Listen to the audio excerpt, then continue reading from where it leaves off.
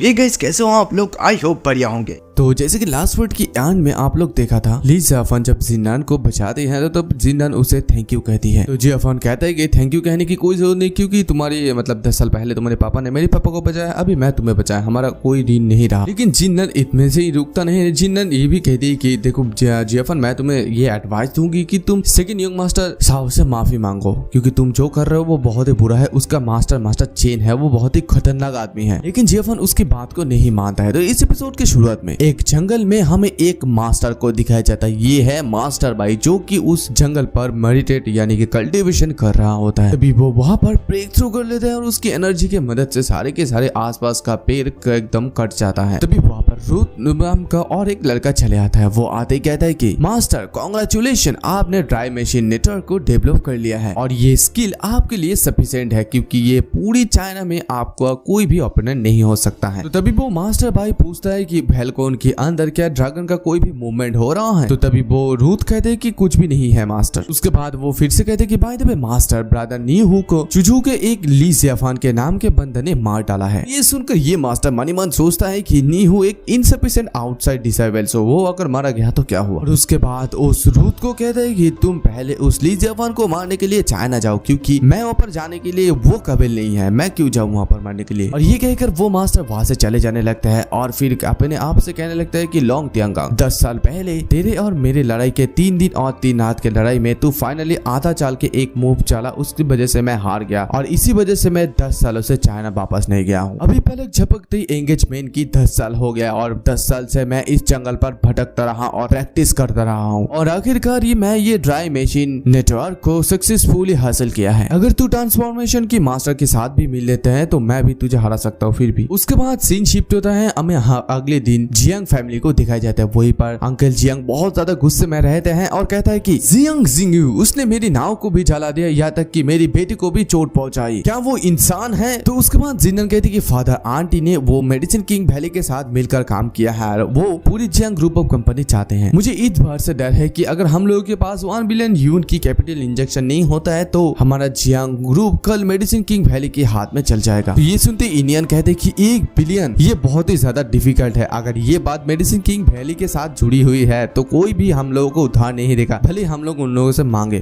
One हुआ होटो project finally complete हुआ और ऑफिशियली आज ओपन हुआ है। और उसके बाद जिन्नन कहती कि चलो मैं सॉन्ग हार को शाओ को फोन करती हूँ, शायद वो हम लोगों को मदद कर सकते हैं। तो तभी वहाँ पर जियाफन चले आता तो अंकल दिखती कहती कि हे जियाफन तुम आ गए हो। तो जियाफन कहता है कि अंकल जियांग, मैं आपको बहुत दिनों से परेशान कर रहा हूँ, तो मैं आज प्लान किया कि मैं आज हन्नान छोड़कर चुजूर वापस चले जाऊंगा। तो तभी अंकल जियांग कहते कि ये बहुत ही अच्छा हुआ कि तुम चले जा रहे हो, अदरवाइज मेडिसिन किंग वैली मतलब इस जियांग फैमिली को पूरी तरह से कब्जा कर लेगा और नहीं तो तुम भी यहाँ पर इन्वॉल्व हो जाओगे। तो उसके बाद सीन शिफ्ट होते हैं, अंकल जियांग एक बक्सा लेकर आता है, आकर कहता है कि जियाफन इन दिनों के लिए तुम्हें बहुत ज्यादा शुक्रिया, क्योंकि तुमने पहले मेरा जान बचाया, उसके बाद इंडियन का जान और कल मेरी बेटी जिन्नान के भी जान बचाई। तुम हमारी फैमिली के लिए बहुत ही ज्यादा इंपॉर्टेंट हो। जियांग फैमिली इतना भी ज्यादा का मतलब अच्छा नहीं है कि तुम्हें कुछ दे पाए, इसीलिए ये कुछ पोशंस है जो लॉन्गेविटी को बढ़ाता है। मेरी तरफ से मेरे एप्रिसिएशन के तरफ से तुम ये ले जाओ और अपने पापा को जाकर देना। उसके बाद जियाफन भी इसे लेता है और कहते हैं कि you are welcome uncle Jiang. उसके बाद जियाफन फिर कहते हैं कि देखिए अंकल, अगर उस दिन आप अपने जीवन को जोखिम पे डाल ना डालकर अगर आप मेरे पापा को नहीं बचाते तो आज मैं यहाँ पर नहीं होता, तो इसलिए मैं यहाँ पर आपकी दायरते का बदला चुकाने के लिए आया हूँ। तो तभी उधर जिन्नन चले आते हैं। जिन्नन आते कहते कि हे वेट जियाफन, तुम अभी यहाँ से नहीं जा सकते हो। तभी जिन्नन के पापा कहते कि हे जिन्नन, तुम क्या करने की कोशिश कर रहे हो? इस सिचुएशन पर अगर तुम जियाफन को यहाँ से जाने नहीं देते तो क्या तुम चाहते हो कि वो भी हमारे साथ यहाँ पर नीचे गिर जाए? तो उसके बाद जिन्नन कहती कि फादर, मैंने अभी सॉन्ग शाओ को कॉल लगाया, तो सॉन्ग शाओ ने प्रॉमिस किया कि वो हम लोगों की मदद करेंगे, लेकिन एक कंडीशन पर। उसके बाद वो जियाफन से कहते कि देखो ली जियाफन, क्योंकि तुमने बॉक्सिंग एरिया पर सेकंड यंग मास्टर सॉन्ग को नाराज कर दिया था और सब लोगों के सामने उसे उल्लू बनाया था, तो इसलिए वो चाहते हैं कि तुम उसके पास जाकर सिर्फ माफी मांगो। उसके बाद जियाफन कहते कि देखो जियांग जिन्नन, अगर ये अंकल जियांग के लिए है तो मैं अभी भी तुम लोगों को मदद करने के लिए तैयार हूँ। तुम लोगों को 1 मिलियन की जरूरत है ना, तो मैं तुम लोगों के लिए ये दूंगा। तो ये सुनते जिन्नन, उसके पापा और उसकी भाई थोड़ा सा शौक हो जाता है। तो तभी जिन्नान फिर से कह देगी देखो ली जियाफान यहाँ पर मजाक मत करो, क्योंकि यहाँ पर कोई गेम नहीं चलना है, यहाँ पर 1 बिलियन की बात हो रही है। अगर तुम अपनी पूरी जिंदगी भी काम करोगे तो 1 मिलियन जमा नहीं कर पाओगे। उसके बाद जियाफान उसे कहते कि देखो मैं मजाक नहीं कर रहा हूँ, तुम टीवी पे जो पॉडकास्ट देख रहे हो ना हुआंग होटो का, ये रियल एस्टेट कंपनी मेरा है। और ये सुनते जिन्नान की भाई थोड़ा सा शौक हो जाता है और कहने लगती कि वन हो हुटवा, ये तो चूजू में सबसे बड़ा आइडिया है। और अभी अभी टीवी पे ये लाइव पॉडकास्ट शुरू हुआ है, ऑलमोस्ट वहाँ पर चूजू के सारे बड़े बड़े वैल्यूएबल व्यक्ति वहाँ पर गया है और दिन में वो लोग 10 बिलियन का व्यवसाय कर लिया है और इसी वजह से बहुत ज्यादा सेंसेनी फैल गई है। अनएक्सपेक्टेडली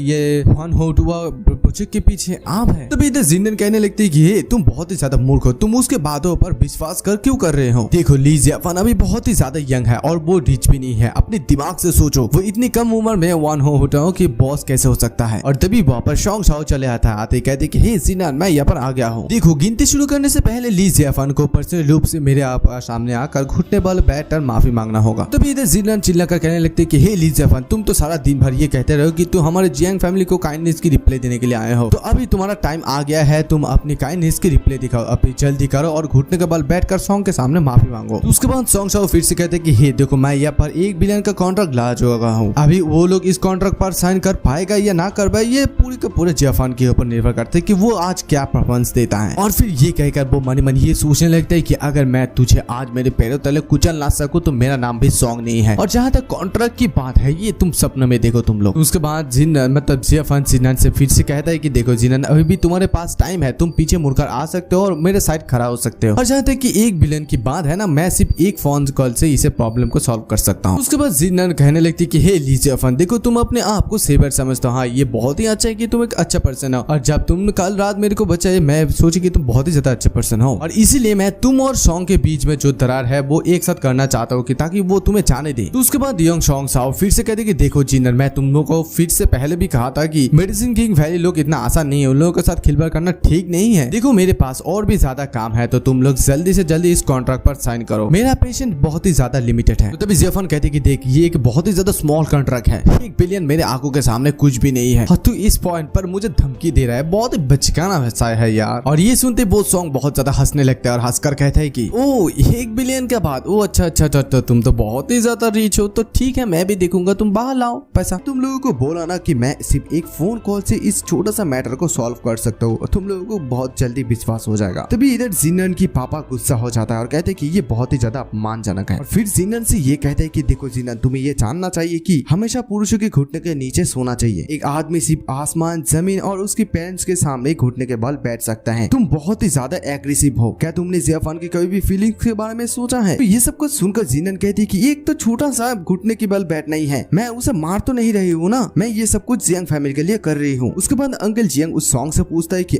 ये सॉन्ग तुम ही चाहते हो कि ना जियाफान घुटने के बल बैठ जाए और तुमसे माफी मांगे, उसके बाद तुम उस कॉन्ट्रैक्ट पर दोगे, मतलब कॉन्ट्रैक्ट हम लोगों को दोगे, है ना? तुम तो यही कहना चाहते हो ना? तो तभी सॉन्ग कहते कि देखिए मैंने ये पहले ही क्लियर कर दिया है, मैं ये दोबारा रिपीट नहीं करना चाहता हूँ। तो उसके बाद अंकल जियांग भी कहते कि अगर ऐसा बात है तो हम लोग तुम्हारे इस कॉन्ट्रैक्ट पर साइन नहीं करेंगे और हम लोगों को ये 1 बिलियन नहीं भी चाहते हैं। ये सुनते सॉन्ग थोड़ा सा गुस्सा हो जाता है और कहते कि अंकल जियांग आपका मतलब क्या है? तो अंकल जियांग कहते हैं कि देखो इस पॉइंट पर हम लोगों के पास पैसा नहीं है, कोई बात नहीं, हम लोग इसे फिर से कमा लेंगे, लेकिन अगर एक बार हम लोग डिग्निटी को लूज कर दे तो हम लोग इसे कभी भी नहीं उठा पाएंगे। तो मिस्टर सॉन्ग आप अभी जा सकते हैं। ये सुनते वो सॉन्ग कहते कि अंकल जियांग इतना दिखावा मेरे सामने मत कीजिए, अगर यहाँ पर जिन्नान नहीं होता तो आप मेरे सामने कुछ भी नहीं है, और यहाँ तक कि आपके पास कोई क्वालिफाइड भी नहीं है मेरे साथ बात करने के लिए। ओके ठीक है, मैं भी देखूंगा कि मेरे कॉन्ट्रैक्ट के बिना आपका जियांग ग्रुप ऑफ कंपनी कैसे काम करना जारी रख सकता है। मैं तब तक इंतजार करूंगा जब तक ना आप गिर जाएं, क्योंकि तुमने मुझे आज अपमान किया है, तो मैं कोई भी ऐसी जगह नहीं छोड़ूंगा जहाँ पर आप खानदान पर स्टैंड हो सके। और ये कहकर सॉन्ग वहां से जाने लगते थे, तभी जिन्नान पीछे से कहने लगती कि हे मिस्टर सॉन्ग प्लीज वेट। तभी सॉन्ग जिन्नान को एक धक्का दे देता है और ये देखकर जियाफान बहुत ज्यादा गुस्सा हो जाता है। तभी वो सॉन्ग कहती कि हे ली जियाफान तू यहाँ पर क्या कर रहा है, तुझे क्या लगता है कि ये यंग मास्टर तुझसे डर जाएगा? तभी वहाँ पर अंकल जियांग आ जाता है और जियाफान को आकर रोकता है और कहते कि देखो जियाफान मैं तुम्हारी फीलिंग्स को अप्रिशिएट करता हूँ, देखो हम लोग इसे मानते हैं, तुम यहाँ पर इंटरफेयर मत करो, इस जैसे आदमियों के साथ यानी कि लोगों के साथ प्रॉब्लम क्रिएट मत करो, इसे जाने दो। तो तभी जियाफान कहते कि देखिए मैं अभी तक इस जियांग फैमिली से बाहर नहीं गया हूँ, तो इसीलिए आज मैं इस मैटर के इंचार्ज हूँ। और इसके बाद सॉन्ग भी उधर बैठ जाता है। तो तभी सॉन्ग का फोन बजता है, तो फोन पकड़ते कहती कि डैड क्या हुआ है, क्या आपने क्या कहा कि माउंटेन पीक ने अपनी ओनरशिप चेंज कर दिया है? ये कैसे हो सकता है कि मैं अभी कुछ समय पहले ही उस कंपनी से बाहर आया हूँ, क्या आपका कोई मिस्टेक हो रहा है? तो तभी सॉन्ग का पापा कहते कि नो एब्सोल्युटली नॉट। और ये सुनते ही सॉन्ग सोचने लगती कि ये कौन है? माउंटेन पीक मेरा प्राइवेट कंपनी है और मैं एक सॉन्ग फैमिली का मेंबर हूँ, किसके पास इतना ग्रेट पावर है? ऐसे अचानक से कंपनी का ओनरशिप बदलने का मतलब चेंज करने का मतलब ये इम्पॉसिबल। और तभी इधर जिनन आकर उसे पूछती है कि हे सॉन्ग क्या हुआ है? तो तभी जियाफान कहती है कि चलो मैं तुम्हारे लिए ये क्वेश्चंस का आंसर दे देता हूँ। सॉन्ग शाओ की अभी जो कंपनी है वो मूव करके अभी मेरा नाम का कंपनी हो गया है, और अगर मैं अलग भाषा में समझाऊं तो ये $1 बिलियन का कॉन्ट्रैक्ट तुम मेरे अलावा किसके साथ भी साइन नहीं कर सकता हूँ, अंडरस्टैंड? उसके बाद सीन शिफ्ट होता है, वहाँ पर कुछ आदमी चला आता है जो कि हेड ऑफ ईच डिपार्टमेंट्स का है। तो वो लोग आते ही जियाफान से कहते हैं कि मिस्टर ली, वन हुआ वोटो में जितने भी सारा चीज बिक गया है उन लोगों का 10 बिलियन कैश आ चुका है, प्लीज आप यहाँ पर साइन कर दीजिए। तभी वहाँ पर और एक आदमी होता है, वो कहते हैं कि मिस्टर ली ये माउंटेन पीक का रजिस्ट्रेशन डॉक्यूमेंट्स है, प्लीज यहाँ पर साइन कीजिए। और उसके बाद और एक आदमी कहते हैं कि मिस्टर ली ये माउंटेन पीक का ट्रांसफर कॉन्ट्रैक्ट है, जैसे कि आपने ऑर्डर दिया था $100 मिलियन का, प्लीज यहाँ पर साइन कर दीजिए। तो तभी और एक जन भी बताता है कि mister Lee mountain peak stock transfer documents पर भी आपका सिग्नेचर चाहिए। तो तभी इधर सॉन्ग शाओ ये सब कुछ सुनकर कहने लगते कि हे तुम लोग यहाँ पर क्या बातें कर रहे हो? मेरा पर्सनल प्रॉपर्टी को इतने कम दाम में क्यों बेच रहे हो? मेरा माउंटेन पीक ग्रुप कम से कम $2 बिलियन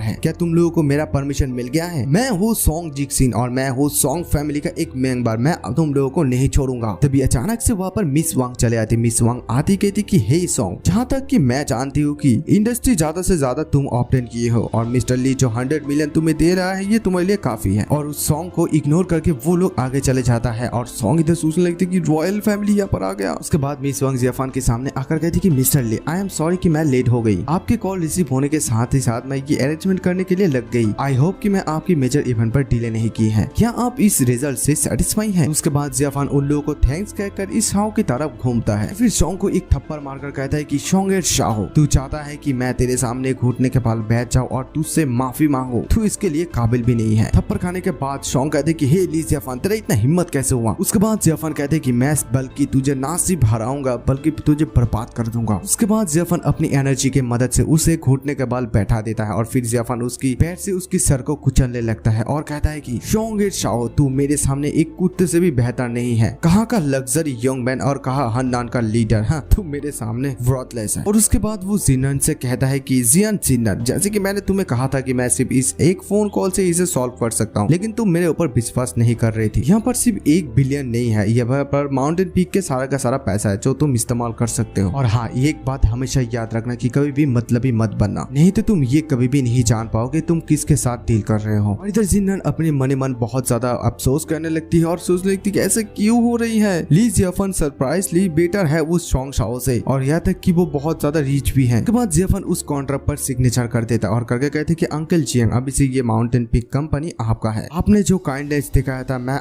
रिप्ले दिखाना फिनिश कर दिया है। ओरिजिनली मैं ये चाहता था कि मैं आप लोगों की जियांग फैमिली को एकदम फास्ट है चाइनीज जाइंट पर रखने के लिए, लेकिन अनफॉर्चुनेटली आप हमेशा से प्री जजिंग किया है मेरे ऊपर, तो इसीलिए मैंने अपना इंटेंशन को छोड़ दिया है, गुड बाय। और ये कहकर जियाफान वहां से चले जाता है। और उसके बाद मिस वांग अंकल जियांग से कहती है कि मिस्टर जियांग आप सचमुच आपके पास एक बहुत अच्छी डॉटर है। वो ली जियाफान की तरह आदमी को नहीं जानता है, वो बल्कि वो शोंगेट शाओ की तल में चढ़ना चाहता है। ये बहुत ही ज्यादा शर्म की बात है कि वो उसे नहीं जान पाया। देखो मैं आपको सच बताती हूँ कि इस हनन में बहुत सारे बड़े बड़े व्यक्ति भी मिस्टर ली के जूते उठाने के भी क्वालिफाइड नहीं है। ओरिजिनली आप लोगों की जियांग फैमिली के पास ये ग्रेटनेस उठाने की अपॉर्चुनिटी थी, लेकिन अनफॉर्चुनेटली आपने आपकी खुद हाथों से इस अपॉर्चुनिटी को मिस कर दिया। मैं आप लोगों के लिए मुझे बहुत ही ज्यादा सॉरी फील महसूस होता है। और इधर छोटी मिस वांग उस जिनन को देखकर उसकी आंटी को कहने लगती कि आंटी जब मैंने जिनन को देखी तो मुझे लगा कि वो बहुत ही ज्यादा स्मार्ट है, लेकिन वो तो एक स्टूपिड पर्सन निकली। और उसके बाद जिनन इधर फिर भी उसके पापा को गुस्सा दिखाकर कहने लगती कि डैड ए ली जियाफान बहुत ज्यादा कर रहा है, अगर वो इतना ही अच्छा है तो वो पहले क्यों नहीं दिखाया, वो मुझे बहुत ही ज्यादा बैड फीलिंग देकर जा रहा है। ये सुनते अंकल जियांग बहुत ज्यादा गुस्सा हो जाता है और शट अप कहकर उसे एक जोर का थप्पड़ मारता है। तो ये थप्पड़ खाने के साथ साथ जिनन कहती कि डैड आपने मुझे थप्पड़ मारा। उसके बाद अंकल जियांग कहते कि देखो मैंने तुम्हें कितनी बार समझाया था कि जियाफान को इतना कम मत आको, लेकिन तुमने मेरी एक बात नहीं सुनी और सिर्फ तुम्हारी वजह से जिया फैमिली को इतनी बड़ा अपॉर्चुनिटी मिस हो गया। तुमको ली जियाफान से माफी मांगने के लिए एक चांस मिला था, क्या तुमने ये नहीं सुना था? ये सुनकर जिनन कहने कि आप मुझे कह रहे कि मैं जियाफान से माफी मांगू, इससे बेहतर तो मैं मर जाऊंगी। हाँ मैं मानती हूँ कि मैं उसे गलत समझी है, लेकिन ली जियाफान ने क्या किया है, उसने ग्रैंड मास्टर को नाराज कर दिया है। क्या वो इतना पावरफुल है कि वो ग्रैंड मास्टर से लड़ सकता है? तभी इधर सॉन्ग शाओ कहने लगते कि मेरा मास्टर जल्दी इस खानदान पर आ रहा है, मास्टर चेन। और उसके अलावा ली जियाफन ने सिंह ईस्ट सीट का मास्टर और मेडिसिन किंग वैली को भी नाराज कर दिया है। सिंह ईस्ट सीट का मास्टर ये भी कहा है कि उस रेन ताइजुआन उसके ब्रदर की शांति के लिए वो ली जियाफन की सर चाहता है, मतलब उसकी सर का बलिदान दे देगा। अगर वो उस मास्टर को फेस करता है, क्या वो ली जियाफन उस मास्टर के सामने जी पाएगा? उसके बाद सीन शिफ्ट होता है, अचानक से जियाफन के सामने कुछ आने लगता है, तो तभी जियाफन समझ जाता है कि कोई आ रहा है और तभी वो छोटी डेमन उस बैच को पकड़ लेती है। और ये देखकर वो शॉन्ग हंसकर कहने लगते हैं कि ये एक हेवनली सी ऑर्डर है। जैसे कि मैंने कहा है, मेडिसिन वैली किंग का लोग बहुत जल्दी यहाँ पर आने वाला है। ली जियाफन अभी तू फिनिश हो जाएगा। और ये देखकर जियांग फैमिली भी बहुत ज्यादा डर जाता है कि ये एक हेवनली सी ऑर्डर है, लेकिन जियाफन अभी भी एरोगेंट दिखा रहा है, वो निश्चित रूप से मरने वाला है। तभी वहाँ पर अचानक से ब्रदर ग्रेन चले आते ही कहते कि हे क्या तू ली जियाफन है? तो तभी जियाफन भी कहते कि हाँ मैं जियाफन हूँ। उसके बाद ब्रदर ग्रेन कहते कि मैं ली ग्रेन हूँ मेडिसिन किंग वैली से, मैं तेरा लाइफ लेने के लिए यहाँ पर आया हूँ। तभी वहाँ पर अचानक से रूथ आकर कहते कि हे रुक जाओ, मैं हूँ रूथ और मैं ग्रैंड मास्टर बाई का डिसाइबल्स हूँ। मैं अपना यंगर ब्रदर नी हु का बदला लेने के लिए यहाँ पर ली जियाफन को मारने के लिए आया हूँ। तो उसके बाद ब्रदर ग्रेन उसे देखकर कहते कि मैंने आपके बारे में और आपके ग्रैंड मास्टर के बारे में बहुत सुना है रूथ। उस समय आपकी मास्टर और मेरे मास्टर एकदम ब्रदर रिलेशनशिप में थे, क्या आप मुझे इसे मारने के लिए दे सकते हैं?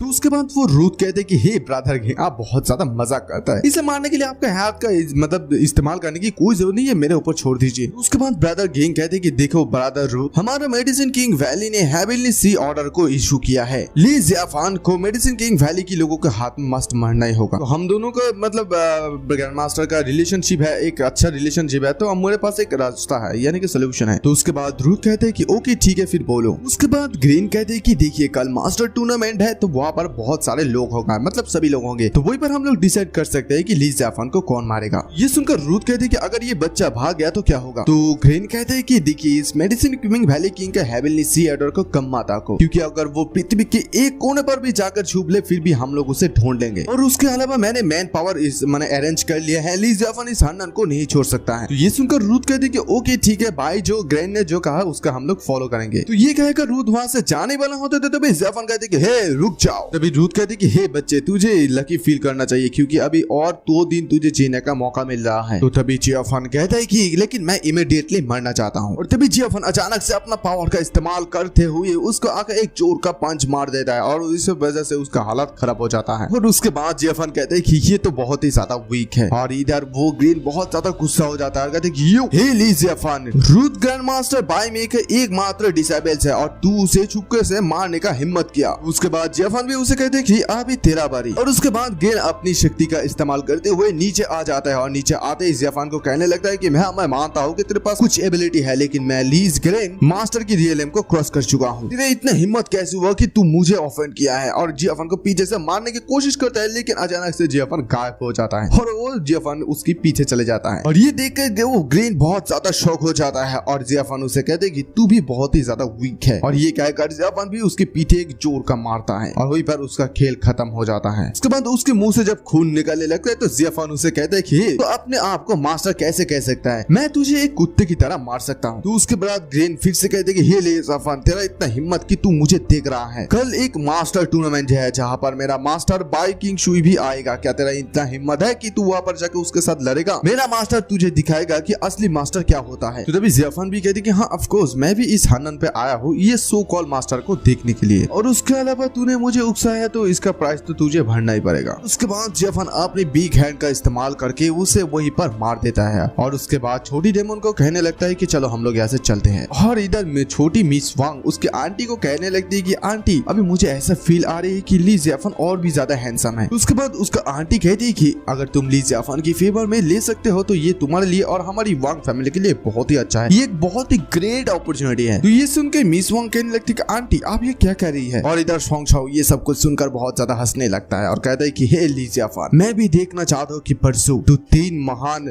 नहीं 4 ग्रेट मास्टर के हाथों कैसी मौत की घाट उतर जाता है। और उसके बाद अंकल जियांग चाओशी को कहता है कि अभी आप लोग भी ली जियाफन के पक्ष में है, तो इसीलिए साउथ के बड़े बड़े फैमिलीज का अभी आप लोग भी डेफिनेटली टारगेट बनेंगे। तभी इधर जिन्नन भी कहने लगती कि डैड ये सॉन्ग शाओ ठीक कह रहा है, क्यों ना हम लोग ली जियाफन से रिश्ता तोड़ दे और ये अपॉर्चुनिटी का इस्तेमाल करे ताकि हम लोगों की फैमिली का कोई भी चोट ना पहुंचे। देखिए अगर हम लोग भी उसके साथ क्लोजली इन्वॉल्व होते तो हमारे ये जियांग फैमिली के लिए बहुत ज्यादा खतरनाक हो सकता है। तो तभी अंकल जियांग कहते कि देखो मेरा अंतरात्मा ये कहता है कि ली जियापन एक ग्रेट पर्सन है। जिनन तुम उस बच्चे को देखो, वो नैरो माइंडेड पर्सन नहीं है, अदरवाइज नहीं तो वो हमारे जियांग फैमिली को बार बार मदद क्यों करेगा। तो इसलिए जिनन अगर तुम अपने पिता की बात मानते हो तो अभी भी समय है, तुम जियाफन के पास जाओ और जाकर माफी मांगो। तो उसके बाद जिनन भी कहती कि अगर वो टूर्नामेंट पर नहीं मरते हैं तो मैं माफी तो दूर की बात, मैं उसके सामने घुटने के बल बैठकर माफी मांगूंगा, भीख मांगूंगा। उसके बाद सीन शिफ्ट होता है, हमें एक शिप को दिखाया जाता है। तो उसे शिप पर बहुत सारा मास्टर होता है, उन लोगों का वो रिपोर्टर्स लोग रिपोर्ट करता है, मतलब इंटरव्यू लेता है। कुछ मास्टर तो अपने आप की तस्वीर खींचता है। तो वही पर मिस वांग ली जियाफन से कहती है कि मिस्टर ली, ये हानन पर टॉप मास्टर टूर्नामेंट है। इस मास्टर टूर्नामेंट के हानन के बड़े बड़े फैमिलीज के लोग अपने सबसे स्ट्रॉन्ग मेंबर को भेजता है इस कंपटीशन में। पहले जब टूर्नामेंट होती थी तो उसके रूल्स अलग होते हैं, लेकिन इस बार थोड़ा सा अलग है क्योंकि यहाँ पर 4 मास्टर को रिक्रूट किया है और वो चारों मास्टर मिस्टर ली के अगेंस्ट होगा। तो ये सब कुछ सुनकर जियाफन ये कहते हैं कि ओ अच्छा, तो आप ये कहना चाहते हैं कि ये चारों के चारों मास्टर मेरे लिए प्रॉब्लम है। तो तभी योंग वांग भी कहती है कि आंटी मुझे बहुत ही ज्यादा मिस्टर ली के ऊपर कॉन्फिडेंस है, मुझे लगता है कि वो चारों मास्टर ली जियाफन की मतलब मिस्टर ली के ओपोनेंट नहीं हो सकते हैं। इसके बाद जियाफन कहते हैं कि मैं यहाँ पर हानन सिर्फ इसलिए नहीं आया कि जियांग फैमिली को मदद करने के लिए, बल्कि मैं यहाँ पर वो सोकल मास्टर से मिलने के लिए आया हूँ। कुछ परेशानियां मुझे सॉल्व करना होगा। और उसके बाद जियाफन मनी मान ये सोचता है कि अभी मेरा कल्टीवेशन बेस ऑलरेडी इनेट हेवनली है और सिर्फ एक कदम उसके बाद मैं एक स्टेज ऑफ गॉड की यहाँ पर पहुंच जाऊंगा। और इन दिनों कल्टीवेशन करने के बाद मेरी शरीर के अंदर ट्रू कीवर बहुत ही परिमाण से ज्यादा हो गया है। तो तभी वहाँ पर और एक लड़की आ जाती है जिसका नाम है मिस अगोली। तो उसे देखते लुई के फादर वो करता हुआ कहता है कि नेक्स्ट मैच आपकी है और हमारी लू फैमिली आपके ऊपर डिपेंडेंट है। अगर आप एक भी मैच जीत जाते हैं तो हम लोगों को एक्स्ट्रा शेयर मिल सकता है, प्लीज हम लोगों को मदद कीजिए। तो उसके बाद मिस उगली कहती है कि हालांकि मेरी पूर्वज लड़ाई में इतना ज्यादा अच्छा नहीं थी, लेकिन ऑर्डरली मार्शल आर्ट मेरे ओपोनेंट नहीं हो सकती है। मैं इस अपॉर्चुनिटी का इसके लिए भी इस्तेमाल करना चाहता हूँ कि ताकि मैं सेंट्रल की मास्टर के साथ मिल सकती हूँ। मैं भी ये देखना चाहती हूँ कि क्या सचमुच यहाँ पर ऐसा कोई व्यक्ति है जो इतना पावरफुल है। तभी वहाँ पर जब जियाफन चले आते तो तभी लिली उसे देखते ही कहने लगती कि हे फैन, तुम भी यहाँ पर हो। तभी जियाफन उस उगली को देखकर कहते हैं कि इस लड़की का कल्टीवेशन लेवल अच्छा है, लेकिन इसका प्रैक्टिस मेथड एरिना फाइटिंग के लिए अच्छा नहीं है, यानी कि सुइटेबल नहीं है। अगर तुम लोगों का लू फैमिली चाहते हैं कि तुम लोग कुछ राउंड जीतो तो तुम लोग इसे चेंज कर दो। और ये सुनते वो मिस अगली थोड़ा सा गुस्सा हो जाती है और कहती है कि हे स्टॉप, तुम मुझे नीचा दिखा रही है, क्या तेरे में इतना एबिलिटी है तो मेरे साथ फाइट कर। तो तभी जियाफन कहते कि मैं फाइट करने में इंटरेस्टेड नहीं हूँ, अगर तुम्हें फाइट करना है तो तुम इस बच्चे के साथ फाइट कर सकते हो। ये सुनकर छोटी डेमन उसे चिढ़ाने लगती है और उसके बाद छोटी डेमन जियाफन से कहती है कि मास्टर, उस लड़के के पास भी मेरी जैसी एनर्जी है, लेकिन इतना भी ज्यादा स्ट्रॉन्ग नहीं है। ये बहुत ही अजीब बात है, ये पहली बार है जब मैं किसी ऐसी के साथ मिली हूँ। तो उसके बाद जियाफन भी कहती कि हाँ मैंने भी थोड़ा सा नोटिस किया, लेकिन उन लोगों मतलब उन्होंने हम लोगों को उकसाया नहीं है, तो मैं उसका कोई भी परवाह नहीं करता हूँ। और इधर ऊपर से शाओ और जिन्नर ये सब कुछ देख रही होती है। तो जिन्नर शाओ से कहती है कि शाओ, तुम्हारी मास्टर कहाँ है? तुम्हारा मास्टर अभी भी नहीं आया है, टूर्नामेंट शुरू होने वाला है। तो तभी शॉन्ग कहती है कि श्योरली नॉट, क्योंकि मेरा मास्टर ऐसी बात नहीं करता है, वो जरूर से जरूर आएगा, आप थोड़ा सा समय इंतजार करिए। उसके बाद जिनन फिर से कहती कि शॉन्ग, मैंने सुना है कि आज तुम्हारा मास्टर के साथ मतलब तुम्हारा मास्टर के साथ सीतू कुंग का भी अच्छा रिलेशनशिप है, और मैंने ये भी सुना है कि सीतू कुंग भी आज यहाँ पर आ रहा है। अगर तुम्हें कोई मौका मिलता है, क्या तुम मेरे ये मास्टर के साथ बात कर सकते हो कि ताकि मास्टर सीतू मास्टर मुझे अपना डिसेबल्स बना ले? तो तभी शॉन्ग भी कहते कि नो प्रॉब्लम, मैं तुम जब मतलब जियाफन के साथ एक सीधा लॉन्ग लाइन ड्रॉ कर लोगे, मतलब वो जियाफन से अलग रहोगे, तो मैं जरूर से जरूर तुम्हारी बात मास्टर से मेंशन करूंगा। तो ये सुनकर जिनन थोड़ा सा खुश हो जाती है और कहती कि ओके शाओ, डोंट वरी, तुम्हें चिंता करने की कोई जरूरत नहीं है, जब मैं मास्टर सीतू के डिसेबल्स बन जाओगी तो ली जियाफन मेरे सामने कुछ भी नहीं है। और उसके बाद सीन शिफ्ट होता है, इधर सॉन्ग को फोन आता है। तो सॉन्ग फोन पकड़ते कहते कि हे डैड, क्या हुआ? और तभी वो कहते कि क्या कहा आपने? मेरा मास्टर और मास्टर चेन यहाँ पर आ रहा है, मैं जल्दी वहाँ पर जा रहा हूँ। और उसके बाद जिनन से कहता है कि हे जिनन, मेरा मास्टर यहाँ पर आ गया है, चलो चलते हैं। और उसके बाद सॉन्ग, जिनन और उसके पापा वहाँ पर चले जाता है मास्टर चेन और मास्टर सीतू के पास। तो सॉन्ग का पापा उन लोगों को कहता है कि अगर हनन में आप लोगों को कुछ भी चीज की जरूरत पड़े तो आप लोग सिर्फ मुझे एक ऑर्डर दे देना। तो उसके बाद सॉन्ग भी कहते कि हाँ मास्टर, हालांकि मैं आपका डिसेबल्स हूँ और मैं आपको मेरे पिता की तरह ही देखता हूँ, तो इसलिए हम लोगों के साथ इतना पोलाइट होने की कोई जरूरत नहीं है आपको। तो उसके बाद मास्टर चेन कहते कि हे सॉन्ग, तुम बहुत ही ज्यादा काइंड हार्टेड हो, आज मैं यहाँ पर आ गया हूँ, अगर तुम्हें कुछ भी चीज की जरूरत पड़े तो मुझे बता सकते हो। तभी सॉन्ग कहते कि मास्टर से कुछ भी छुपा नहीं जाता। हाँ, मेरी गर्लफ्रेंड हमेशा से मास्टर सीतू की तारीफ करता रहा है और वो ये भी चाहती है कि वो मास्टर सीतू के डिसेबल्स बनने के लिए, तो मुझे इस बात से संदेह है कि क्या ऑनर के साथ मास्टर सीतू कैसिन रेन को एक्सेप्ट करेगा। ये सब कुछ सुनने के बाद मास्टर चेन ब्रदर सीतू से कहते कि ब्रदर सीतू, आपका क्या कहना है? तो मास्टर सीतू कहते कि कोई बात नहीं, मैं उसे डिसेबल्स बना लूंगा। ये सुनकर जिनन बहुत ज्यादा खुश हो जाती है और कहती कि थैंक यू मास्टर चेन। उसके बाद जिनन घुटने के बल बैठकर मास्टर सीतू को थैंक यू कहती है और उसके बाद मास्टर सीतू उन लोगों को बाहर जाने के लिए कहता है क्योंकि वो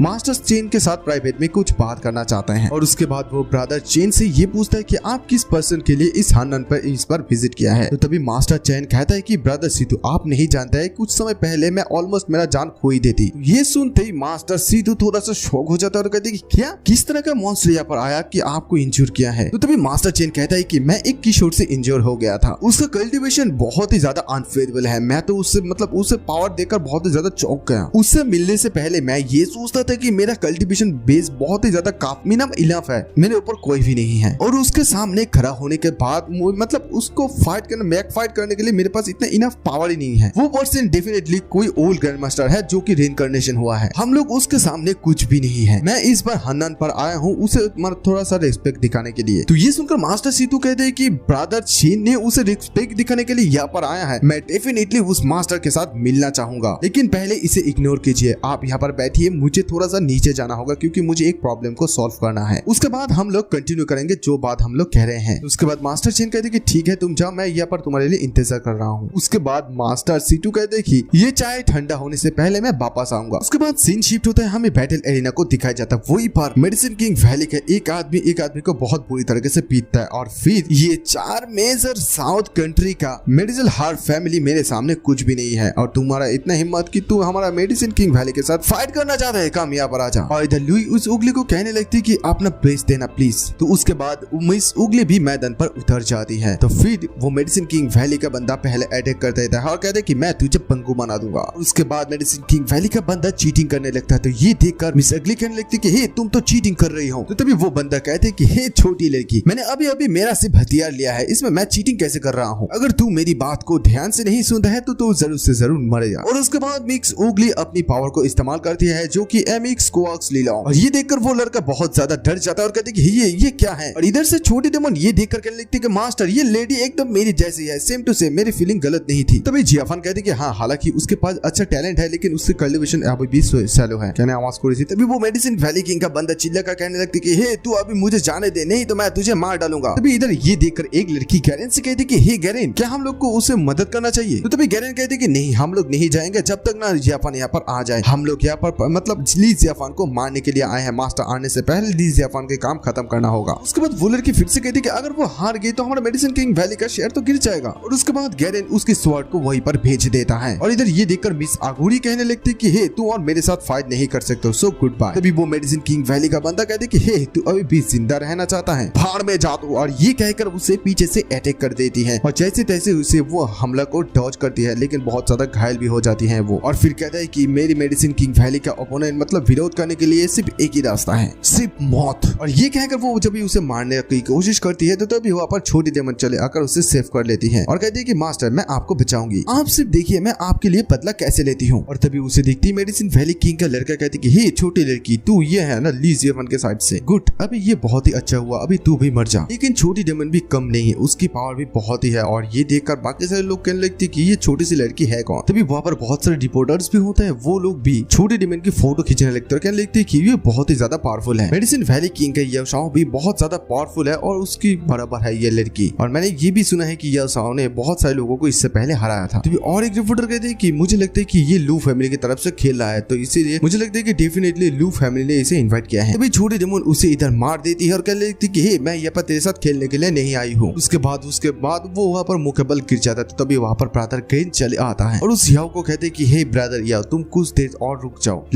जब ली जियाफान यहाँ पर आएगा तो हम दोनों एक साथ मारेंगे। तो तभी इधर लुई के फादर कहते कि क्या हमारा लू फैमिली फैक्ट्री हो गया। तभी इधर लुई कहने लगती कि मुझे नहीं पता है कि ली जियाफान ने ऐसा क्यों किया है, हमारा लू फैमिली बहुत ज्यादा मतलब जीत गया है ये मैच और अगला साल हमारा बिजनेस में बहुत ज्यादा फर्क पड़ेगा, थैंक यू। उसके बाद छोटी डेमन और भी कुछ लोगों को चुनौती देने लगती है और कहते कि यहाँ पर अगर और कोई भी है तो यहाँ पर आ जाओ और मेरे साथ लड़ो, आज ये ग्रैंडमा आंटी सब लोगों को खा लेगी। और तभी वहाँ पर मास्टर सीतू चले आता है। मास्टर सीतू आता है, कहता है कि ये तो एक छोटा सा लड़की है, मैं भी देखना चाहता हूँ कि ये लड़की कितना स्ट्रॉन्ग है। और उसके बाद छोटे डेमन को वो कहते कि हे लिटिल गर्ल, मैं हूँ इनर स्टेज की मास्टर। फिर ये सुनते ही छोटी डेमन उसे एक जोर का किक मारती है और उसका खेल खत्म हो जाता है। और ये देखकर सॉन्ग फैमिली के लोग गुस्सा हो जाता है और सॉन्ग फैमिली के लोग भी उसके साथ लड़ने के लिए आ जाता है और छोटी डेमन इसे भी बहुत बुरी तरह से मार देते हैं और तभी पीछे से ली फैमिली के लोग चले आता है और छोटी डेमन इसे भी बहुत ज्यादा पीटती है। ये देखकर कैमरामैन लोग जो होता है वो लोग कहने लगती कि ये लड़की तो बहुत सारे डजन सारे गेम खेल रहे हैं, वो भी ड्रॉ में जीत रहा है। लू फैमिली पूरा का विक्ट्री हो रहा है, क्या उन लोगों के पास लार्जेस्ट शेयर आ जाएगा? तभी इधर लुई की मॉम भी ये देखकर कहने लगती कि मैंने कभी भी एक्सपेक्ट नहीं किया था कि लू फैमिली, मैंने सोचा था कि लू फैमिली एक मैच जीतेगी, लेकिन यहाँ पर तो अनएक्सपेक्टेडली लू फैमिली जीतते जा रही है मैच। ये सब कुछ मिस्टर ली की वजह से हो रही है। तभी लुई की फादर लुई से कहते हैं कि लुई तुम्हें जरूर मिस्टर ली को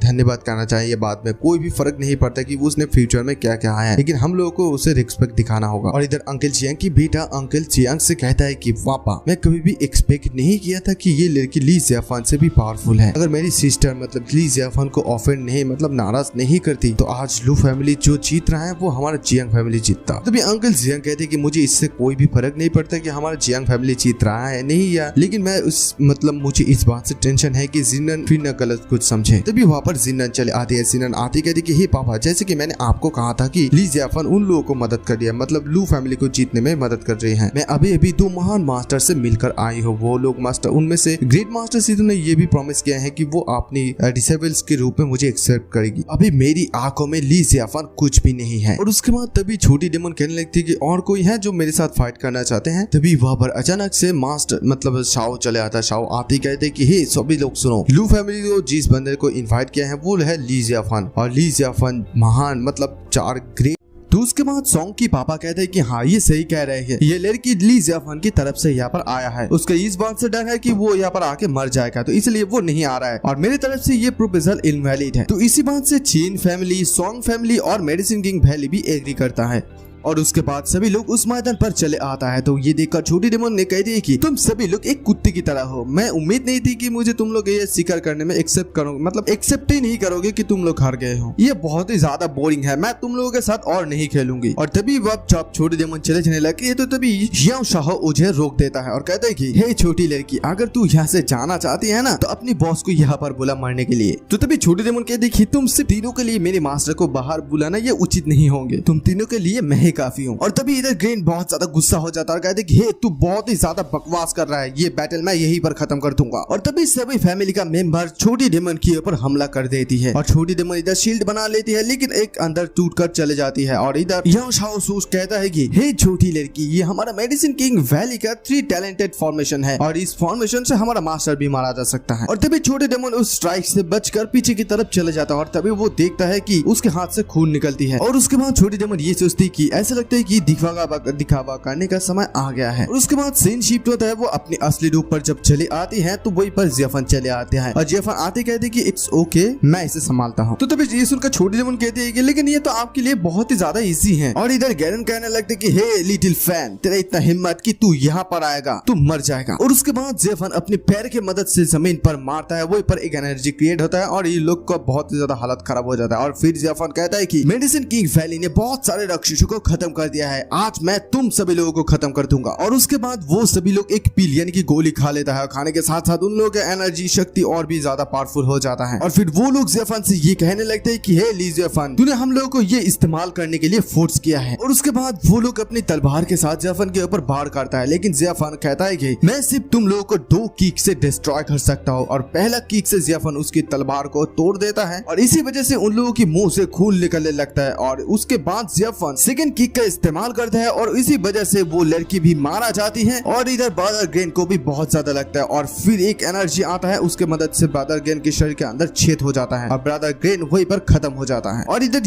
ये सब कुछ देखकर भागने लगता है और फिर भी कहने लगता है कि हे ली जियाफान तू सिर्फ इंतजार कर रहा है। और इधर जियाफान ये देखकर कहता है कि तुझे क्या लगता है कि तू यहाँ से भाग पाएगा। और इधर जिनन की आंटी इधर याओ को देखकर ये सोचने लगती है कि शायद उसने सारे के सारे बंदे को मार दिया है, लेकिन उसे तो ये पता नहीं कि याओ उसको इस्तेमाल करेगा उसी की रक्षा करने के लिए। और उसके बाद याओ जाके सीधा उसे पकड़ लेता है। तो जिनन की आंटी कहने लगती कि हे तुम ये क्या कर रहे हो। और इधर याओ जियाफान से कहने लगती कि हे ली जियाफान तू यहाँ पर आना भी मत, मैं जानता हूँ कि जियांग और तू अच्छा फ्रेंड है। जियांग जियू अभी भी एक जियांग फैमिली की मेंबर है, अगर तू सामने आता है तो मैं इसे मार डालूंगा। उसके बाद जियाफान फिर भी आगे बढ़ने लगता है और कहता है कि ये लड़की मरे ये चाहिए, ये मेरे लिए कोई भी फर्क नहीं पड़ता है। और इधर याओ शाओ उसकी गला घोटने लगता है। तो जिनन की आंटी कहने लगती कि हे याओ शाओ ये क्या कर रहे हो तुम एक कमीना है, मैंने तेरे ऊपर ट्रस्ट की और तूने क्या कहा था मुझे कि तू सबसे ज्यादा प्यार मुझसे करती है। क्या तू मुझे इस तरह से प्यार करते हैं? क्या तेरे में थोड़ा सा भी इंसानियत नहीं है? तभी इधर यो शाओ कहने लगी, हे चुप हो जा, तेरे जैसे एक बूढ़ी औरत को कौन प्यार करेगा। जल्दी से जल्दी ली जियाफान को पीछे हटने के लिए कहे, नहीं तो मैं तुझे इमीडिएटली मार डालूंगा। और उसके बाद जिनन की आंटी, उसकी ब्रदर और जिनन से भी मदद मांगने लगती है। तभी जिनन की पापा अंकल जियांग बहुत ज्यादा गुस्सा हो जाता है, कहते कि इनफ, अब बहुत हो गया है, तू मेरी बेटी को मारना चाहती थी और अभी भी तू मुझे ब्रदर कह रहा है। उसके बाद जिनन की आंटी फिर से कहती है कि हे ब्रदर, मैं तुम्हारी बहन हूँ और जिनन तुम्हारी आंटी भी यहाँ पर फंस गई है। क्या तुम्हें अभी भी याद नहीं है कि छोटे में जब तुम छोटे थे मैं तुम्हें कितना प्यार करती थी? प्लीज मुझे बचा लो, मैं तुमसे भीख मांगती हूँ, प्लीज जियाफान पीछे चले जाओ। उसके बाद अंकल जियांग कहते हैं कि जियाफान अपने डिसीजन पर है और जियान, अगर तूने कुछ गलती किया है तो ये तेरा फॉल्ट है, तेरा भाग्य है। और उसके बाद जिनन की आंटी जिनन से कहने लगती कि हे जिनन, मैं सचमुच मानती हूँ कि मैं गलत थी, लेकिन मुझे तुमको मारने की इरादा नहीं थी, इसलिए मुझे फोर्स किया है तुम्हें मारने के लिए। और उसके बाद जिनन जियाफान से ये कहते कि ली जियाफान, अभी तुम पीछे हटो, पहले कोई भी फर्क नहीं पड़ता कि आंटी ने क्या किया है, ये हमारी जियांग फैमिली की मैटर है, हम लोग खुद ही सॉल्व करेंगे इसे। देखो ली जियाफान, मैं तुम्हें एक अनफॉर्चुनेट न्यूज बताता हूँ। जस्ट अभी सीट लीडर सीटू मास्टर ने मुझे प्रॉमिस किया है कि वो अपने डिसेबल्स के रूप में मुझे एक्सेप्ट करेगी। तो जियाफान कहते कि अनफॉर्चुनेटली ये मेरे ओपिनियन से तुम्हारे लिए सौभाग्य नहीं है। तभी इधर सॉन्ग साओ भी कहते कि हे ली जियाफान, मेरा मास्टर चेन भी यहाँ पर आ गया है, वो अभी रेस्ट कर रहा है, वो कभी समय एक्शन ले सकता है। और उसके बाद जियाफान मनी मन ये सोचने लगती है कि सॉन्ग जीत सिंह, मेरे पिछले जीवन में तूने मुझे चोट पहुंचाया था और आज वो दिन है जब तू मरेगा। और तभी अचानक से वहाँ पर मास्टर सीतू चले आता है। मास्टर सीतू आते कहते कि हे ली जियाफान कहाँ है, बाहर आजा और मर तू। और तभी इधर सॉन्ग का पापा मास्टर सीतू को देखते ही कहते कि मास्टर सीतू, ये रहा ली जियाफान, ये एक लड़का बहुत ही ज्यादा अहंकारी बन रहा है, हम सभी लोग उसके बदमाशी से पीड़ित हैं, मुझे आशा है कि मास्टर सीतू उसे अच्छा सबक सिखाएगा। और बाकी सारे लोग भी ये भी कहने लगते कि हाँ ये सही है, मैं हम लोग मास्टर सीतू से भीख मांगते हैं कि आप इस लड़के को सबक सिखाएं और ये मास्टर कंपटीशन यहीं पर समाप्त करें। अगर मैं शॉर्ट में बताऊं तो ली जियाफान जब तक खत्म नहीं हो जाता, यानी कि उसका सफाई नहीं हो जाता है, तब तक आज का दिन मुझे शांति नहीं मिलेगा। इधर जिनन सीतू मास्टर को देखकर सोचने लगती कि ये वो आदमी है, मतलब वो पावर हाउस है जो यहाँ पर हर नाम में बहुत सारे पावरफुल लोगों को दबा दिया है। मुझे फ्यूचर में मास्टर को फॉलो करना पड़ेगी और मुझे हार्ड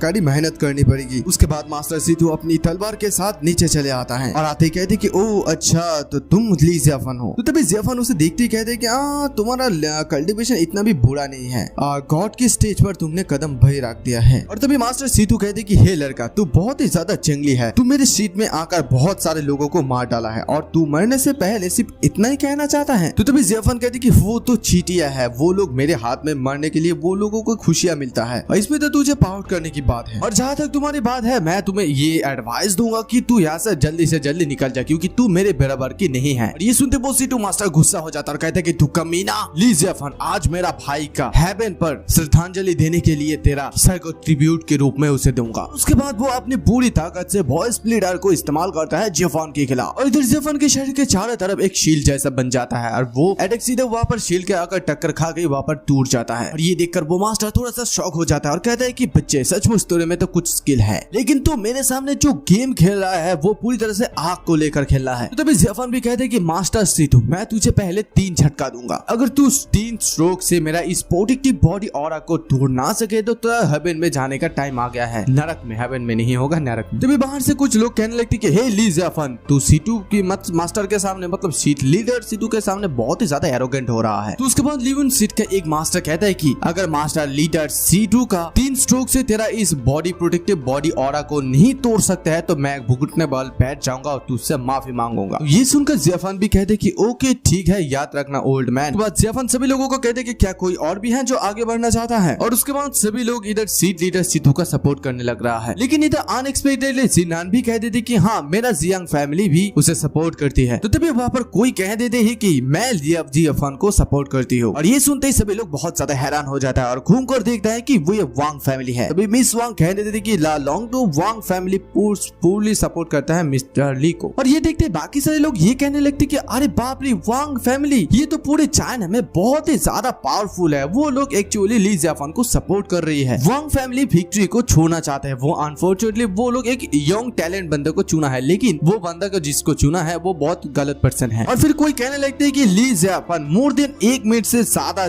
मास्टर सीतू के सामने टिक नहीं पाएगा। और तभी इधर लुई भी कह देती कि मेरा फैमिली भी ली जियाफान को सपोर्ट करती है। और उसके बाद लुई अपनी मॉम डैड को ये कहती कि मॉम डैड, ली जियाफान ने हमारी लू फैमिली के लिए बहुत सारा बेनिफिट दिया है और अभी पीछे हटने का कोई भी मतलब नहीं बनती है। अगर यह तक कि अगर हम लोग हमारा बोन्स भी तोड़ देते हैं फिर भी हम लोग जियाफान के पक्ष में रहेंगे। तो उसके ये सुनकर ल्यूई की मॉम डैड भी राजी हो जाता है। तभी इधर मास्टर सीतू कहने लगती है कि वेल वांग फैमिली के पास सचमुच बहुत ज्यादा साहस है। हालांकि तुम्हारी वांग फैमिली के लीडर मेरे सामने बहुत टाइम आया और मेरे साथ बातचीत करने के लिए बहुत सारा अवसर कर ढूंढे लेकिन उसे मौका भी नहीं मिला। तुम्हारी जैसी एक वीक लड़की मेरे आंखों के सामने कुछ भी नहीं है। और तभी मिस वांग कहते हैं कि मास्टर सीतू आप अपने आप को बहुत ही ज्यादा हाईली सोचते हैं। तभी आसमान में कुछ लोग कुछ देख रहे थे, देखकर कहते कि हे ये क्या है, इसे देखकर तो एक बड़ा सा पक्षी लग रहा है। अरे नहीं ये मस्ट भी प्लेन हो सकता है क्योंकि बर्ड के इतना स्पीड नहीं है। और तभी वहाँ पर अचानक से बाई में चले आता है और उसे देखते ही ये मास्टर सीतू कहता है कि बाई में बहुत समय के बाद देखा, मैंने कभी भी नहीं सोचा कि इतने सालों के बाद हम लोग ऐसे मिलेंगे। ओके नेवर माइंड, मैं इस बच्चे के साथ डील करने के बाद आपके साथ एक चाय पीऊंगा। और तभी वो बाई में कहता है कि ये लड़का मेरा 2 डिसाइबल्स को मार डाला है, जब तुम उसे मारोगे तो मेरे लिए थोड़ा सा रखना ताकि मैं भी उसे दर्द का मजा चखा पाऊं। तो तभी सीतू कहते हैं कि मैं निश्चित रूप से आपकी आवश्यकता का पूरा करूंगा। तभी वहाँ पर अचानक से समुद्र के वेव लेकर ब्रदर किव्यू चले आता है और ये देखकर बाकी सारे लोग बहुत ज्यादा शौक रहता है और कहते हैं कि अरे बाप रे ये कौन है, वो तो लहर पर सवार कर रहा है, मेरा फर्स्ट टाइम है जब मैं इसे देख रहा हूँ। निश्चित रूप से कोई पुराना कुलपति होगा। उसे देखकर ऐसा लग रहा है कि वो मेडिसिन किंग वैली का पुराना प्रतिशतता बाई किव्यू है। तभी वहाँ पर और एक जन कहते हैं कि यहाँ पर कम से कम 3% आज है, मेरा आंखें आज खोल गया। तो तभी वो मास्टर किव्यू कहते हैं कि ब्रदर बाई में मैं एक्सपेक्ट नहीं किया था कि आप भी यहाँ पर होंगे। तो तभी बाई में कहते हैं कि ब्रदर किव्यू मैंने आपको बहुत सालों से नहीं देखा है, आपका स्ट्रेंथ तो बहुत ही ज्यादा इंक्रीज हो गया है। और तभी इधर मास्टर सीतू कहते हैं कि ब्रदर किव्यू आपका 3 डिसाइबल्स को इस बच्चे ने मार डाला है, आप यहाँ पर जरूर से जरूर रेवेंज लेने के लिए आए हैं राइट। मैं आपके लिए पहले इस बच्चे को मार डालूंगा। और उसके बाद वो अपनी तलवार का इस्तेमाल करता है और कहते हैं कि हे ली जियाफान, अगर मेरा कोई भी ऑर्डिनरी ह्यूमन इस तलवार को टच करेगा तो वो फ्रीज हो जाएगा और वहीं पर मर जाएगा। लेकिन जियाफान जवाब देता है लेकिन एक्चुअली में ये एक छोटा सा ट्रिक है मेरे आंखों में। और इधर जियाफान इस तलवार को देखकर मन ही मन ये सोचने लगता है कि मैं गॉड रेलम में पहुंचने के लिए सिर्फ 1 कदम दूरी में हूँ। अगर मैं गॉड रेलम पर पहुंच जाता हूँ तो ये सिंपल सा स्वॉर्ड की भाई मेरी इस शील्ड पर थोड़ा सा भी निशान भी नहीं दे सकता है। और इधर बाकी सारे लोग ये देखकर सोचने लगते कि अरे ली जियाफान तो नहीं मारा है, सचमुच उसके पास कोई ना कोई तो स्किल है। तभी और एक जन कहते हैं कि उसके पास एबिलिटी हुआ तो क्या हुआ है, उस इस सिचुएशन पे यहाँ पर 3% है, जो लोग उसे मारना चाहता है और इसे कोई भी बदल नहीं सकता है। ये देखकर मास्टर सीतू कहने लगते हैं कि ये देखकर ऐसा लग रहा है कि ये बच्चा गॉड रियलम पर ब्रेक थ्रू करना चाहता है, लेकिन इससे कोई भी फर्क नहीं पड़ता है क्योंकि बहुत सारे रियलम एक्सपर्ट मेरे हाथों मारा जा चुका है। और उसके बाद वो अपना सेकंड स्वॉर्ड को इस्तेमाल करता है जियाफान के खिलाफ और इस तलवार का इतना ज्यादा पावर होता है कि ये देखकर सभी लोग डर जाता है और कहने लगते कि हे पीछे हट जाओ, इस तलवार के दायरे में कोई भी मत आना। इस स्वॉर्ड का क्यूआई बहुत ही ज्यादा भयानक है, इस बार ली जियाफान जरूर से जरूर मर जाएगा। हाँ, हालांकि उन्होंने पहले स्ट्रोक को मतलब जीत लिया है, लेकिन वो बहुत ही ज्यादा लकी माना जाता है उसे क्योंकि वो बहुत ही ज्यादा यूक है, लेकिन उसका फाउंडेशन अभी भी बहुत ज्यादा पुअर है। और मास्टर सीतू बहुत लॉन्ग टाइम से एक मास्टर है, उसके साथ उसका कोई भी मुकाबला नहीं है। और इधर मास्टर सीतू कहने लगती कि हे ली जियाफान, तूने क्या सोचा कि तू मेरा 5 स्ट्रोक को रोक देगा तो इसीलिए तू मेरा सेकंड स्ट्रोक भी रोक देगा। तो तभी वहां से जियाफान निकालता है और कहती कि ओ अच्छा, तो ये तेरा सेकंड स्ट्रोक था, मेरे सामने तो ये कोई ऑर्डर नहीं है। ये देखकर मास्टर सीतू बहुत ज्यादा शॉक हो जाता है कि मैं बिलीव नहीं कर सकता हूँ कि वो मरा नहीं। उसके बाद जियाफान कहती कि हे सीतू, ये तेरा स्वॉर्ड क्यूआई है और तू इसमें ग्रैंड मास्टर है, ये मुझे बहुत ही ज्यादा नाराज कर दिया, मतलब डिसअपॉइंटेड कर दिया। और उसके बाद सीतू अपनी खून से उस तलवार को फिर से एक्टिवेट कर देता है और कहता है कि अगर ऐसा बात है तो अभी मैं तुझे मेरा अल्टीमेट मूव को दिखाऊंगा। उसके बाद वो अकेले 3000 स्वॉर्ड को इस्तेमाल करता है और कहते कि अभी मर जा तू। और उसमें से एक बड़ा सा स्नेक निकलता है जियाफान को निकलने के लिए। और उसके बाद सीन शिफ्ट होता है, मास्टर सीतू बहुत ज्यादा थक जाता है और इधर मास्टर क्यू ये देखकर कहने लगता है कि ब्रदर सीतू ने जो ट्रिक इस्तेमाल किया है कि यानी कि नेचुरल ब्लड से उस स्वॉर्ड क्यू को जगाया है, ये अपने जीवन में मतलब उसके जीवन में वो सिर्फ एक ही बार इस्तेमाल कर सकता है। और ये बैटल खत्म होने के बाद मास्टर सीतू को और भी बहुत लंबे समय तक रेस्ट करना होगा। और इधर वो सांप जब जियाफान को निगल लेता है तो ये देखकर बाकी सारे लोग कहने लगते हैं कि गुरु के महिमा हेवन और अर्थ को हिला दिया। और मास्टर की ऐसी पावर होने के बावजूद भी ली जियाफान उसके साथ मरने के लिए आया है। और इधर ली बहुत ज्यादा ये देखकर टूट जाती है और वो सोच रही थी कि ली जियाफान मारा गया है और कहते हैं कि क्या ली जियाफान का एंड हो गई है। और इधर वो वांग फैमिली भी बहुत ज्यादा सैड हो जाती है। और इधर जिन्नन मनी मन ये कहने लगती है कि ली जियाफान आज जो के बीच कुछ भी हुआ है वो तू अपने आप को ब्लेम कर सकती है, तेरे वजह से हुआ है। तो तभी उनमें से एक बंदा कहते कि हे तुम सभी लोग उधर देखो। और तभी हम लोग देखते हैं कि उस सांप के अंदर कुछ चमकने लगता है। तभी जियाफान उस स्नेक को फाड़ कर बाहर निकाल जाता है और बाहर निकालते ही कहता है कि तुम मेरे बॉडी के प्रोडक्शन लेवल को तोड़ने में सक्षम हुए, फाइनली मुझे एक अच्छा सा ओपोनेंट मिला। और इधर मास्टर सीतू ये देखकर बहुत ज्यादा शौक रहता है और कहते कि ये कैसे पॉसिबल हो सकता है। तभी जेफन कहते कि कुछ भी इम्पॉसिबल नहीं है सीतू, तूने मुझे तेरा 3 स्ट्राइक से मारने की कोशिश की है, अभी मेरा बारी। और उसके बाद जेफन बाई में और बाई क्यू को कहते कि हे तुम दोनों एक साथ क्यों नहीं आते हो, अदरवाइज ये बहुत ज्यादा लेट हो जाएगा और तुम लोगों को मौका दोबारा नहीं मिलेगा। और तभी बाई में ये देखकर कहने लगती कि हाँ तुझ में जरूर कुछ न कुछ स्किल है, नहीं तो नीहू और रूथ कैसे तेरे हाथ पे मर गया। लेकिन अगर हम तीनों लोग एक साथ जाते हैं तुझे मारने के लिए, तू इसके लिए काबिल नहीं है। तभी वहाँ पर जियाफन अपनी मेन हथियार यानी कि जियंतियन स्वॉर्ड को बुलाता है। भाई ये बहुत ही ज्यादा खतरनाक तलवार है और इस स्वॉर्ड का अटैक बहुत ही ज्यादा खतरनाक होता है क्योंकि इसका हेवन और आर्थ की लॉ जुड़ा हुआ है। जब मैं कल्टीवेशन के एकदम सेटल पॉइंट तक पहुंच गया तब मैं इस तलवार को इस्तेमाल करने का साहस आया मुझे। अदरवाइज अगर मेरे पास शक्ति कम था और मैं इस स्वॉर्ड की को इस्तेमाल करता तो इसका बैकफायर हो जाता, गलत असर होता है इसका। जब मैं इमोर्टल वर्ल्ड में था तब मैं इस स्वॉर्ड को एक बार घुमाया था और उसी वजह से पूरा का पूरा तारा, चंद्रमा, सूर्य सब कुछ चकनाचूर हो गया। ये एक ऐसा स्वॉर्ड है जो कि पूरी दुनिया को हिला सकता है। और उसके बाद जेफन अपना फोर्स स्वॉर्ड को इस्तेमाल करता है और इधर मास्टर सीतू अपनी ब्लड के मतलब खून की मदद से